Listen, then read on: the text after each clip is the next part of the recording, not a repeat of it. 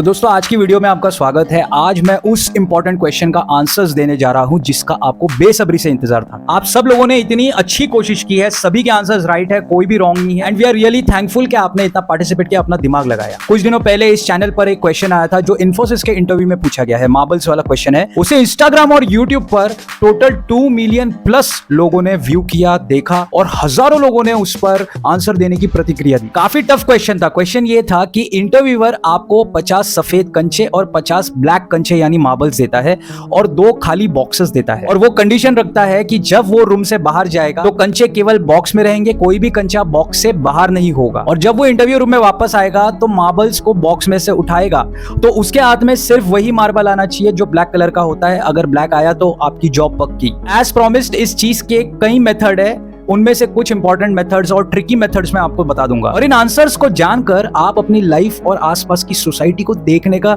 नजरिया, उसका ऑब्जर्वेशन वो टोटली बदल देंगे। सबसे पहले क्वेश्चन में कुछ इंपॉर्टेंट बातें हैं जिसको कंसीडर करना जरूरी है। पहला पॉइंट, आपके पास मार्बल्स है। दूसरा पॉइंट, आपके पास बॉक्सेस है। एक्चुअल में मार्बल्स प्रॉब्लम है, आपको प्रॉब्लम को छेड़खानी नहीं करनी है, मार्बल्स को कुछ छेड़खानी नहीं करनी है। आपके पास ऑप्शंस है जो बॉक्सेस है, उनमें आपको कुछ ट्रांसफॉर्मेशन करना है, चेंजेस लानी है और उनको चेंज करके सॉल्यूशंस की तरफ बढ़ना है। वो आपके ऑप्शंस है। और इंटरव्यूअर आपकी लाइफ का टाइम है, वो आपको टाइम दे रहा है। टाइम लाइफ में सही भी रहता है दोस्तों और बुरा भी रहता है। और जब वो रूम के बाहर जाता है तब आपको अपॉर्चुनिटी मिलती है कि आप अपने ऑप्शंस के साथ क्या करते हैं जिससे आपको सॉल्यूशंस मिले। इसका मतलब हमें बॉक्सेस के साथ कुछ तो करना है। इंटरव्यूअर जब वापस आता है तब आपकी डेडलाइन खत्म हो जाती है। तो यूं समझो कि वक्त हमेशा आपको टेस्ट ही करेगा। अब आते हैं सॉल्यूशन के पॉइंट्स की तरफ। आपका काम है इंटरव्यूअर जब रूम में वापस आएगा तो उसे ब्लैक चूज करवाना है, यानी उसकी चॉइसेस को रिड्यूस करना है, उसकी चॉइसेस खत्म करनी है, लेकिन रूल्स फॉलो करते हुए। तो रूल नंबर 1 क्या है? कंचे बॉक्स में रहेंगे, बाहर नहीं रहेंगे।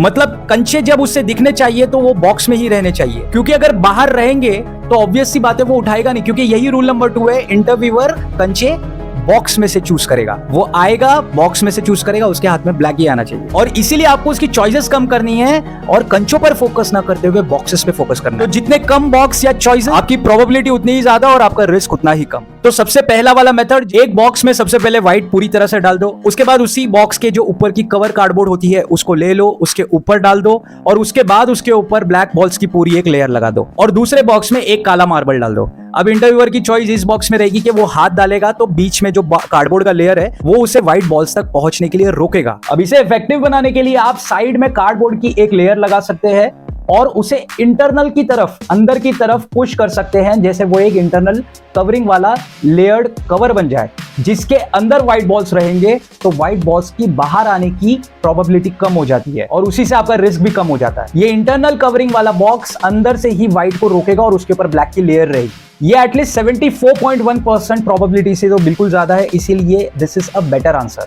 राइट आंसर सभी है लेकिन ये बेटर आंसर है और इसमें इंटरव्यूअर की चॉइसेस भी खत्म हो रही है।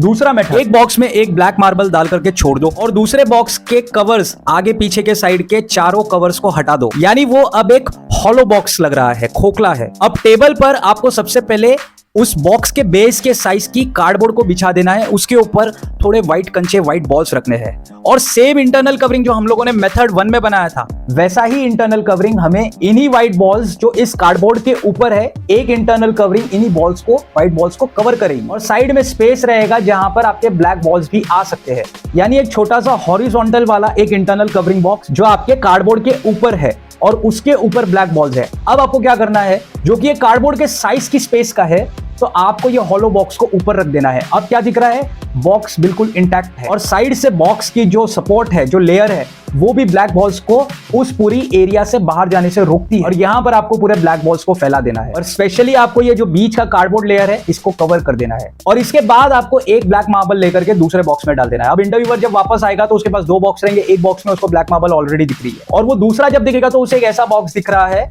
जहां पर ऊपर ब्लैक मार्बल है। अब वो इस पूरी लेयरिंग को बिगाड़ने के लिए बॉक्स को उठाने की कोशिश करेगा तो क्या होगा, शायद ब्लैक मार्बल बाहर आ जाए या उसको दिखेगा ये हॉलो बॉक्स है। सो टेक्निकली जब हमने उसके सामने बॉक्स रखा तब मार्बल्स बॉक्स में ही थे जो हमारी कंडीशन 1 को सेटिस्फाई करता है, लेकिन जब उसने हटाया तब वो बॉक्स नहीं रहा, विच मीन्स उसकी चॉइस फिर से खत्म हो गई क्योंकि शायद मार्बल्स बाहर आ गई या फिर स्पिल हो गई।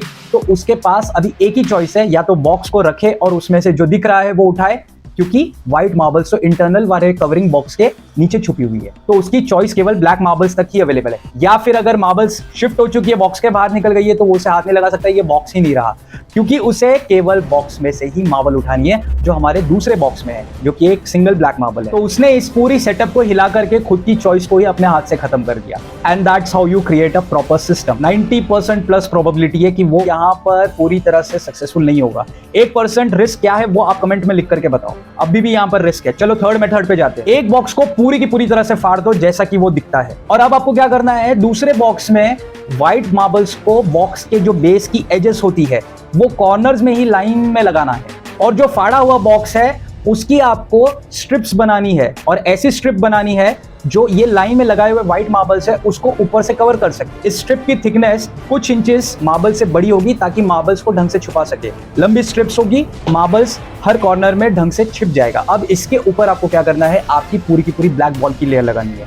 इससे क्या होगा, एक ही बॉक्स बचा, दूसरा बॉक्स तो फट गया, उसकी चॉइसेस खत्म हो गई। अब सिंगल बॉक्स में उसकी जो चॉइस है उसमें उसे जो दिख रहा है वो है ब्लैक बॉल, वहीं पर उठाना है। बीच में हाथ डालेगा, व्हाइट मिलेगा नहीं। कॉर्नर में स्ट्रिप्स है, वहां पर कुछ रिस्क है कि वो हाथ डालेगा, स्ट्रिप हटाएगा तो व्हाइट बॉल दिख सकता है, लेकिन बीच में जब वो हाथ घुमाएगा वहां पर उसको मैक्सिमम प्रोबेबिलिटी है कि ब्लैक बॉल ही मिलेगा, क्योंकि स्ट्रिप के नीचे हमने क्या किया है, व्हाइट बॉल्स छुपा दिया है। तो it is called edge edging technique. वो एजेस पे आपने पूरे के पूरे व्हाइट बॉल्स को छुपा दिया। और लास्ट है जो बहुत लोगों ने आंसर दिया लेकिन एक स्टेप से चूक गए। उन्होंने कहा पहले एक खाली बॉक्स लो, उसके अंदर व्हाइट बॉल्स डाल दो, फिर एक बॉक्स लो, उसी बॉक्स के अंदर डालो ताकि वो उसके अंदर फिट हो जाए, और उसके अंदर ब्लैक मार्बल्स डालो, मतलब बॉक्स के अंदर बॉक्स। लेकिन प्रॉब्लम यहाँ ये थी कि अगर वो सेकंड बॉक्स को निकालने के लिए ऊपर का जो बॉक्स है उसको ढक्कन से बाहर खींचे तो रिस्क 100% है कि उसको व्हाइट मार्बल्स पूरी मिल जाएगी, क्योंकि सारी व्हाइट है वहां पर। तो ऐसे में कर क्या सकते हैं, ऊपर का जो बॉक्स है उसके सारे जो कवर्स है जो उसको पकड़ने के लिए ग्रिप देंगे उसको फाड़ दो, और उन्हीं कार्डबोर्ड पेपर्स को, उन्हीं कवर्स को बॉक्सेस की जो गैप होती है वो दो बॉक्स की गैप के बीच में डाल दो, और ऐसे डालो कि थोड़ी स्पेस रह जाए ऊपर जहां पर आप ब्लैक मार्बल्स को रख सको। और मार्बल्स को भी पूरी साइड्स में ऐसे रखना है, इतना दबा करके फिट करना है कि ऊपर वाला बॉक्स निकालने के लिए उसे इतना फ्रिक्शन लगे